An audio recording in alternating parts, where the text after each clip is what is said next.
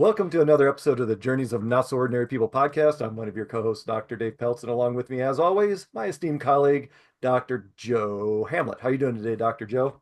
I'm doing pretty good, Dr. Dave. Most excellent. So, if you're new to our show, we are the personal, professional, and career development podcast. We're here to hopefully help you not take the long scenic route like Joe and I have done so many times. And if you're listening, then you do not see that we do have a guest speaker with us, Mr. Maxx Killman. And if you are watching us, then you already know that. So, how are you doing today, Mr. Max? I'm doing well, sir. How are you? Excellent, excellent. You want to tell the audience a little bit about yourself? Absolutely. So my name's Maxx Killman, born and raised in San Diego, California. Went to the University of Michigan for my undergrad, go blue, big win over OSU yesterday, huge. And then I commissioned in the Navy in 2015. Went down to flight school where they told me I was the most colorblind person they'd ever seen. And then I quickly transitioned into the Navy Supply Corps where I spent the last 8 years as a logistics officer, in the conventional Navy and in naval special warfare and joint special operations. So I had a very cool career, 9 years, separated from the Navy here at the end of June, and then just got done with a 4-month through hike of the Pacific Crest Trail southbound from Canada to Mexico, and fortunate just to be here with you gentlemen today. So Awesome. Thanks, Wow, thanks. very cool. Yeah, the hiking the Pacific Coast Trail. Holy cow. I mean, yeah. it's to me, it's like, oh, I'm just gonna hike the Great Wall of China. Yeah, it's you never think that, when you start at the border, you never think it's going to end. 20, almost 2,700 miles feels like an impossible amount of time and Wow. distance, Wow. but it's amazing what you can achieve, right? And it's a life lesson, Yeah, chipping away at it every day. yeah, Yeah. And then all of a sudden you're seeing the individual posts of the Mexico border wall, and you're like, whoa, yeah, that went by like that. yeah. Wow. And that's I think a great segue into this episode, which is betting on yourself. So, I mean, talk about betting on yourself. That's a 2,700 plus mile. Well, for me, it wouldn't be a hike, it'd be a crawl. So, uh, so with that, Max, why don't you tell us your thoughts on betting on yourself? I think that I think that betting on yourself is one of the single most important thing that anybody can do for themselves. When I was leaving the military, I was fortunate coming out of the Naval Special Warfare community to be a part of a program called the Honor Foundation, which is a career transition program for people leaving special operations, about 3 month in resident twice a week, kind of helping you build a strong foundation for what it is you want for your next chapter. You know, starting with the why, starting with, the things that you want out of your career, building kind of a solid understanding of who you are and what you're about so that you can apply those to your next chapter. I realized when I was on the Pacific Crest Trail that it was probably the first time I'd ever really felt agency and autonomy over my own life. And I was craving this feeling going forward of really being in the driver's seat of what I was doing and not being a product of the environment around me, or feeling like I wasn't in control of my own destiny. So through that journey, it really solidified this ambition to pursue something more entrepreneurial and figure out how to, you know, grow in that so that, at the end of the day, I'm still working hard, but working hard in service of what I feel like is worthwhile, work. That I'm building a life for myself long term and for my family and for a community and for, a company that I can be really proud of, and not look back and just wonder, well, where did all that time go? Kind of in service of things that, I was honored to be a part of, but that maybe I didn't, feel as much agency in. So that's Wow, it's pretty powerful that you were able to experience that, get your bearing and figure those things out, because a lot of us don't get that opportunity. You go right from one thing to the next, and so there's very little time for you to figure out, okay, what's next, what am I going to do next, where am I going? And so to have that time is valuable. I mean, I know now that I've gone back and done self-reflection and identified things that I wish I could have done better. I just imagine if all of us were given that opportunity to, you know, figure out what next chapter looks like or next step in life, I think that would be very valuable for Totally. most of us to be able to, take a look at that, what that could Definitely. be. And I That's mean, very cool. Yeah, I and recognize too that I was very fortunate to have the opportunities that I had. yeah, 99.9% of people that are getting out of the Navy, and that's not a real statistic, but just for argument's sake, go through TAPS, and it kind of is what it is. It is what you make of it. But, a program like this that's super targeted, that's very intentional on kind of building this crawl, walk, run approach to your transition, not many people get. And then Right. for me at 32 or 31 and, single with no kids, to have the time in my life to just go and cut out for 4 months. Most people can't afford to not take a paycheck for that Right. long if they're taking Yeah. care of a family, they have kids, they're I I had the ability to to to go and pursue that. But I was also very intentional about Right. giving Yep. myself that time, which I was grateful for sure. yeah. Max, you said a few things that really stood out to me: agency, autonomy, and whatever you just said. I thought that I Just the sense of being in the driver's seat of my yeah, own life. yeah. The ability to just self-reflect and make decisions, because so many people, Joe and I've talked about this before, and we use the analogy, they're in a boat drifting down the river, Yeah, waiting for life to happen, and you made a conscious decision to start guiding and driving your own career. You made a decision to, you're at the halfway point with your military career, and you totally switched gears.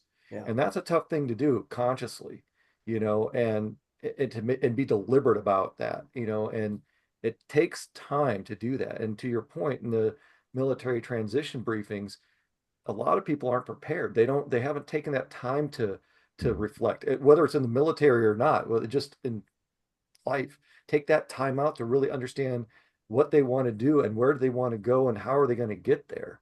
right. So, the fact um, that you're there already is a huge win, and it's also a huge lesson, like you said, on that journey, on that hike. I mean, there's a lot of alone time with there. It's not like driving down, Interstate 10 or I-5 in California. There's where it's just loaded with people. It's like, Yeah, so there's a lot of alone time to really think about these things. And Joe and I stress that a lot. absolutely.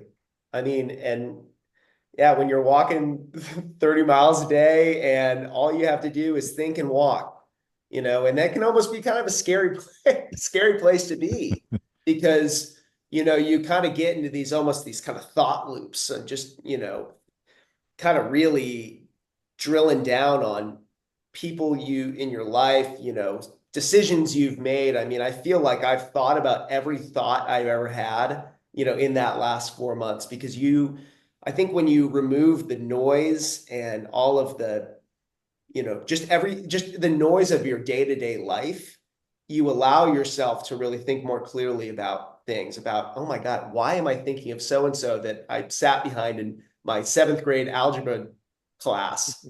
But it's just funny how, things kind of come and go.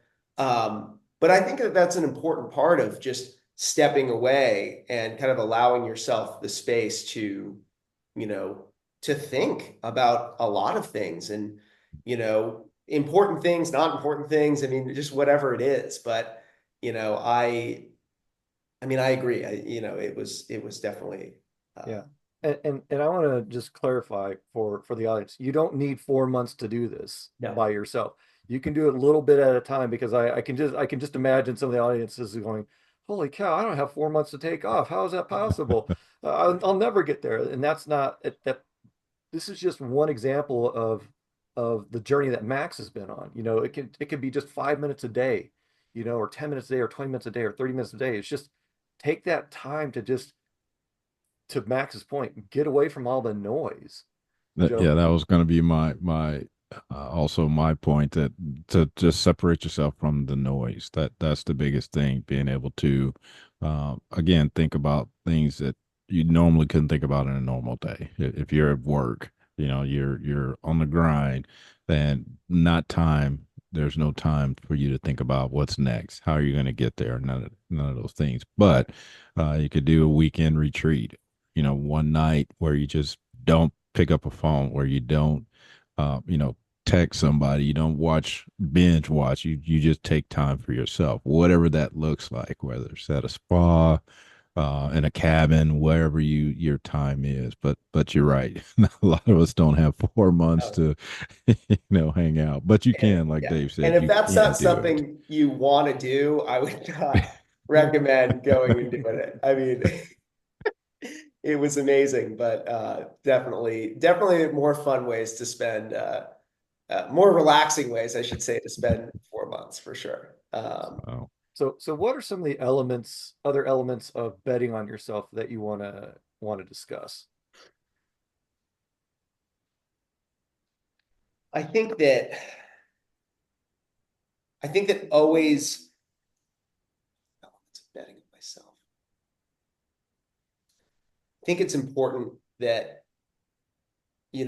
when you're trying to embark on the road less traveled, it's important to stick with it. Like if you find that it's a meaningful, if it's worth pursuing, then I think that you need to really throw yourself into whatever that looks like. Because you know this is not the most comfortable time of my life. Leaving the security of service, leaving a good paycheck as lieutenant, giving up kind of what that future looked like. Because you can kind of, when you're in the military, you kind of see what the future is. You kind of know when you're going to promote, when you're going to be at sea and at shore, with a certain degree of certainty. But then when you strip all that stuff away, it can get really uncomfortable, I think, to try to do something that's so counterintuitive. Dr. Joe, to your point, I mean, the feeling of being institutionalized, and again, I think a lot of people, that I knew, frankly, just wanted to survive the 20 years and then get the pension, get the TRICARE, and then just go and do the next thing. But I think, and this is no knock on people like that. I respect it. I mean, especially again, if you have, family relationships, et cetera. But it's important, I think, if to try to not look back, and if you start to feel like it's not right, you almost need to double down on betting on yourself. I think that because it's easy just to go seek the comfort of something, more familiar. That's why, frankly, I didn't want to join the reserves. I didn't want to feel like I wanted to, respect and honor that time of my life,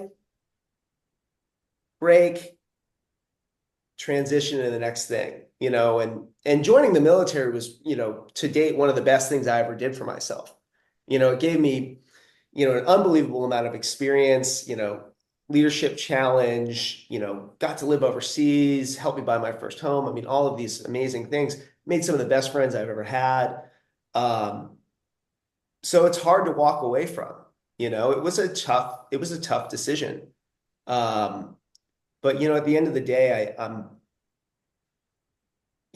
proud of, where I'm at now. I'm excited to see what the next, few years have in store. I think with this whole goal of trying to acquire a small business, I wish that I could sit here and say that I've done it. So the betting on yourself, it's in its formative stages, frankly. Um, I will have more to show for it down the road. And I think I'll look back on this time and be very grateful that, when I had the ability to take risk that I did. But, I still have a lot to learn. I mean, I think that that's the important thing. I mean, especially as think about being a junior officer, like you go in and you are a sponge. Most of the people that work for you are old enough to be your dad. And it's just like, you have a lot to learn. And I think the people that fail are the ones that think that they know everything. But, I am trying to come at this experience, recognizing that I have strengths that I bring, and that I'm not just this, potato that's just trying to do this thing, but that I also, have a lot to learn from people that have walked the path, that people that are smarter than me, that when we eventually acquire a company, the people that have been there for a while to help coach, guide, and teach me. Um, so, I mean, humility through this process is important too. Because I think you can't blindly bet on yourself. I'm not going to say, in 3 years, I'm going to go to the NFL. I'm going to go to the NFL. I'm going to be a tight end. Like, no, you're not, and I don't know anything about the NFL, but like, it's just, the point is, it's like, I think, you probably have to build in a degree of reality, Right. in Yep. what that looks like, because, you probably set yourself up for failure, if not, but, who knows? Maybe you'll be seeing me on, in the Super Bowl someday. So, and we'll laugh about this conversation, but, no, I mean, I'm excited for the journey. I mean, I think that, to the point that was made earlier, maybe this was kind of in the pre-talk. It's like, what do I want the story of my life to be? I think about that all the time, and I think it's so important. And it's one of the big things that my buddies and I talk about, is just thinking about the future, thinking about like what could be, and all of this kind of stuff, and just like just ideating on the limitless opportunity that's out there. I think if you're just willing to go out and take it, or go and pursue it, because the well-worn path is well-worn for a reason. That's what they always said in the military. But I think that I've also realized that if I'm doing what everybody else is doing, I'm going to end up where everybody else is. Yep. I'm not saying that that's a bad thing, but I'm conscious of the fact that, I'm just excited to see what's out there for me, so that I can look back on my time on this earth and go, I did it the best I could. And I don't know what that looks like yet, but I think that so much of the process is just about the journey, right? And just Absolutely. and just Yep. staying in the moment and being present. The hike taught me about the importance of being present every day, and just living for the now, and always thinking about you always have the future in mind. The goal is always there, but it's about the people you meet, the experiences you have, the mountains you climb, all the hard stuff, the fun stuff. I mean, it's everything, right? You can't have good things without the bad things. And bad things aren't going to stay bad forever, but good things aren't going to stay good forever. So it's just like embracing life kind of as it comes. And, there's amazing life lessons that I think came out of that, where I wouldn't have even thought going into it. It was a completely different experience than I could have ever imagined. Far more, I think, transformative and, you know, uh, perspective altering, than I probably gave it credit for going in. But I'm glad that, that level of introspection helped shape the future. And I'm certainly no expert. This is just, my opinion. And I'm glad to even have the space in my life to be able to think this way. So I recognize that that's a privilege as well. But to your point, I think that inviting that sort of practice into your habit, if it's daily or weekly or whatever, I just think that it's super beneficial, and my only hope is that I can figure out how to hang on to that feeling when you invite the noise back into your life and all the things, moving back into my house and unboxing all my stuff. I lived out of a 50-liter backpack for 4 months. I needed nothing. Right. I literally clothes on my back and shelter and food, But then you just start to invite all this chaos back into your life with the clothes and the little knickknacks and this, that, and the other. And you go, oh my God, like this is, it almost makes you just want to throw it all away and like go back out in the wilderness. So, recognizing, I think um, that it's important to continue to reinforce, I guess, that feeling over time, because I mean it'll go away. Once your feet get feeling again, once you kind of get back into a normal routine, you're going to start to forget that it's an important thing to continue to iterate on, because where I am now is just the beginning of a lifetime pursuit of figuring out what I want and all of these things. And I think, maybe my why today, or the clarity that I think I have, is going to fundamentally be different in 10 years or in a year or in 30 years or whatever, but it's I think it's a worthwhile pursuit, whatever it's going to look like. So, Absolutely. yeah. You said a lot of things in there, and again, it's a lot of things we talk about on the podcast.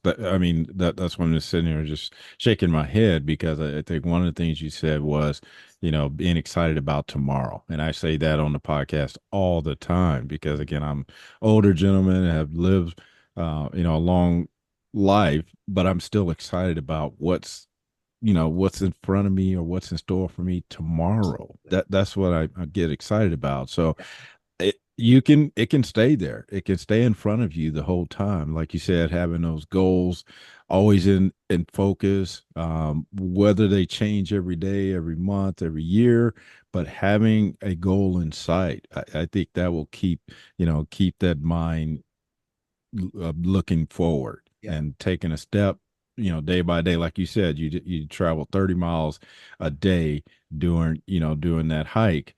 Same thing with your journey in life. As long as you're taking steps forward, you're gonna get there. And some Right. people, it may take them 4 months, or other people, it may take them 10 years or 20 years. But as long as you're moving forward, I think you can still harness that excitement, that thing. And we talked about this in a previous episode. Sometimes we get so distracted by the end goal or the end state that we start to lose sight of those things that are right in front of us, like you said, the here and the now. And a lot of us do that, and it becomes discouraging.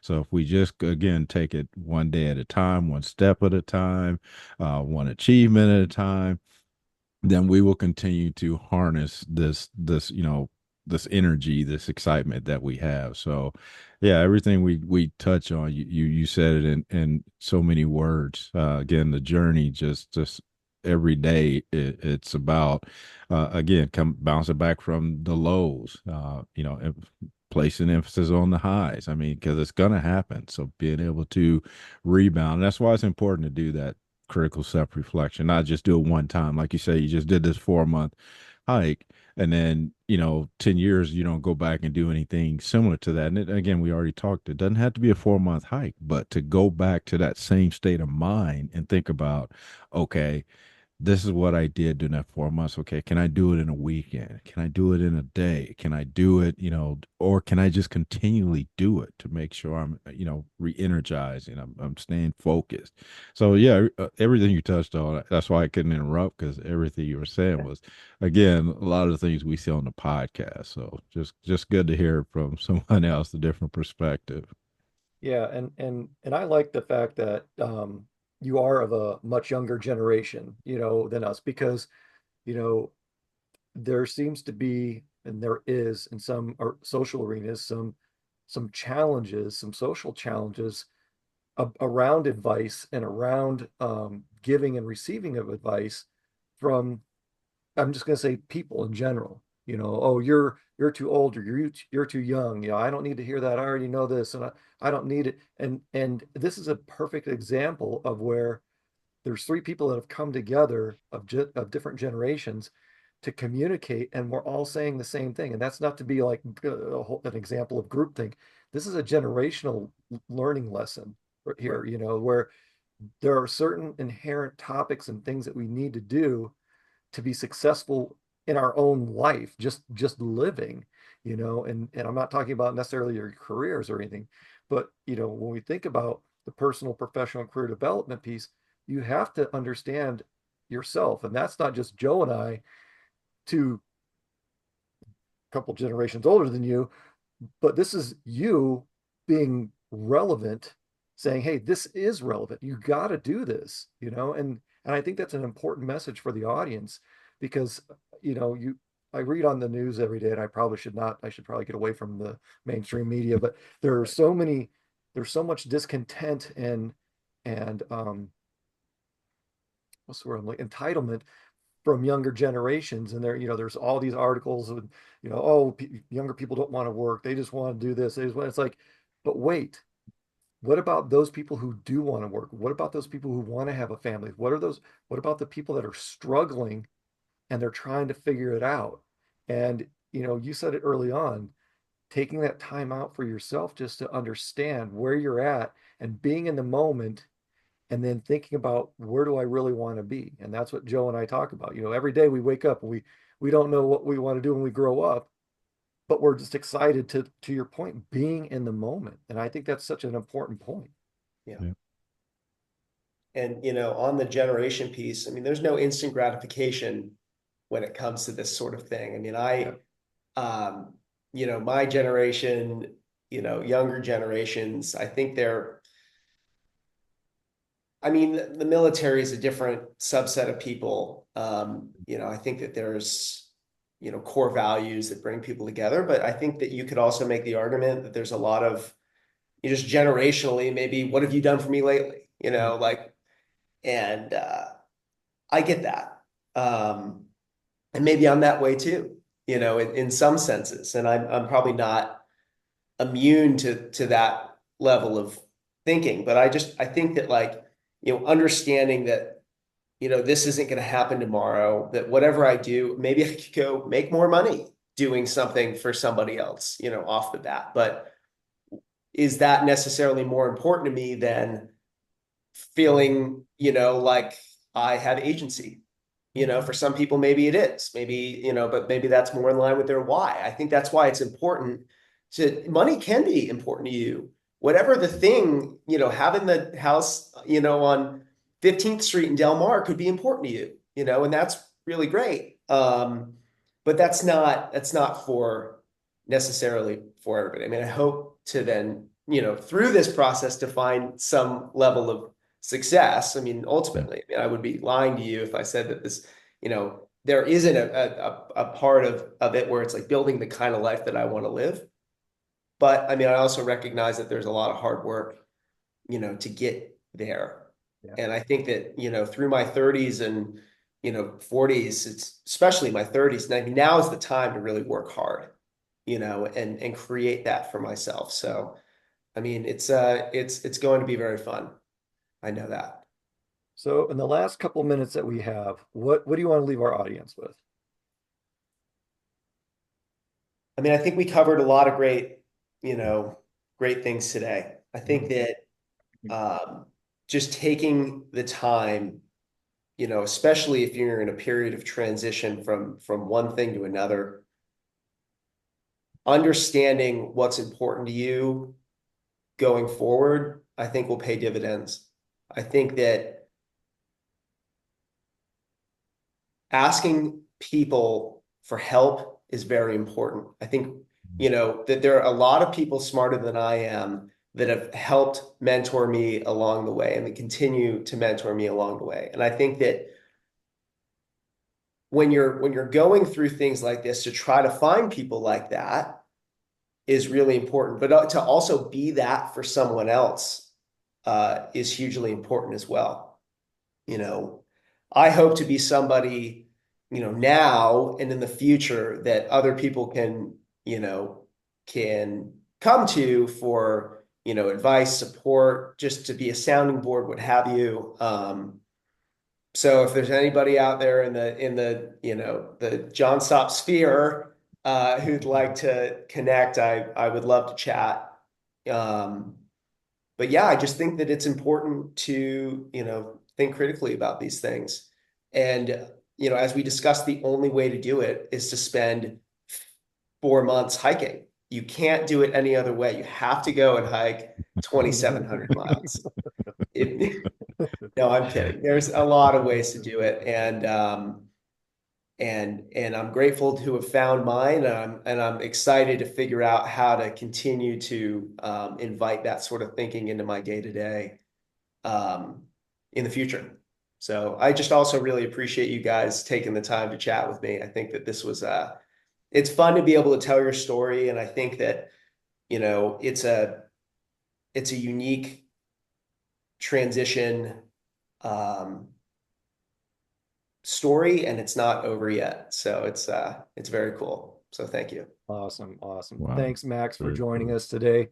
We really appreciate your younger insight because, Joe and I learn from people from everyone. We learn from everyone. And that our goal is to, if we meet someone and sit down and have a conversation, to get at least one takeaway. So we really appreciate you taking your time today. Love your perspective. And we know you're going to do great. Love to bring you back on the show after you've gotten your business up and running and learn more from you from that That would be adventure. great. No, I would love that. Joe, what are your final thoughts? No, I think this was a great episode. Again, hear perspective from Max and just the idea that we all should be really thinking about, not just during transition time of transition, but just to keep in mind where you're trying to go, what you're trying to do, and that takes that critical self reflection, continuous, not just one time. Like I mentioned before, like Max did it in 4 months, and then he's got all the world problems solved, and he's ready to go forward. I'll figure it But you out. have to go back and revisit that just to make sure that you're still following through, that I think he touched on that before, just that continuous um, alignment, making sure it's still where you want to be, where you want to go. So again, thanks for being on the podcast, Max. It definitely was insightful for me as well. So thanks. Right. Well, my pleasure. Thank you. So with that, we want to thank all of our viewers and listeners for joining us on another episode of the Journeys of Not So Ordinary People podcast, your personal, professional, and career development podcast. We do have a webinar coming up, and we also are putting out the invite for anyone who'd like to be considered as a guest speaker for our season 4. So be on the lookout for that. Go back through your messages and see what's in your inbox on LinkedIn. And with that, we want you to continue being your not so ordinary you.